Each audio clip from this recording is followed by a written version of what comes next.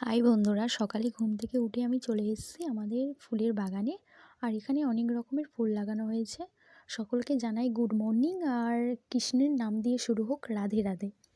আমাদের এই যে ফুল গাছগুলো লাগিয়েছি, অনেক দিনই লাগানো হয়েছে।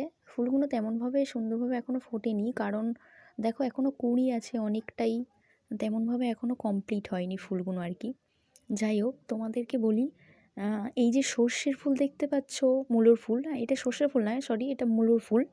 সর্ষের ফুল এখানে দেওয়া হয়েছে দু একটা, তেমন একটা দেওয়া হয়নি। আর এই মূলোর ফুল কিন্তু অনেক কাজে বা অনেক পুজো আচ্ছার এতে কাজে, অনেক কিছুর এতে দিনে কিন্তু লাগে বন্ধুরা। আর এখানে যেন শুধু ফুলের বাগান না, অল্প কিছু ফুল লাগানো হয়েছে আর সবজি কিছু দেওয়া হয়েছে, ছোট জায়গার মধ্যে যেটুকু পেরেছি দেওয়া হয়েছে।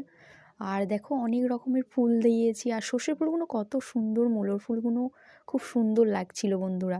আমার তো খুব ভালো লাগছিল। আর বন্ধুরা, তোমাদের কেমন লাগছে এই যে মূলোর ফুলগুলো এত সুন্দর, তাহলে আমাকে অবশ্যই কমেন্টে জানিও। আর দেখো গাঁদা ফুলগুলো তো খুব সুন্দর লাগছে, এখানে পালং, লঙ্কা, মূলো, কফি অনেক রকমের দেওয়া হয়েছে। আর মূলোগুলো অনেকটাই বড় হয়ে গেলে যখন পেকে যায়, তখন সেখান থেকে শীষ বেরিয়ে ওর একটা ফুল আকৃতির সৃষ্টি হয়, বুঝলে? এটাই হচ্ছে ব্যাপার। আর গাঁদা ফুলগুলো দেখতে পাচ্ছ বন্ধুরা কত সুন্দর।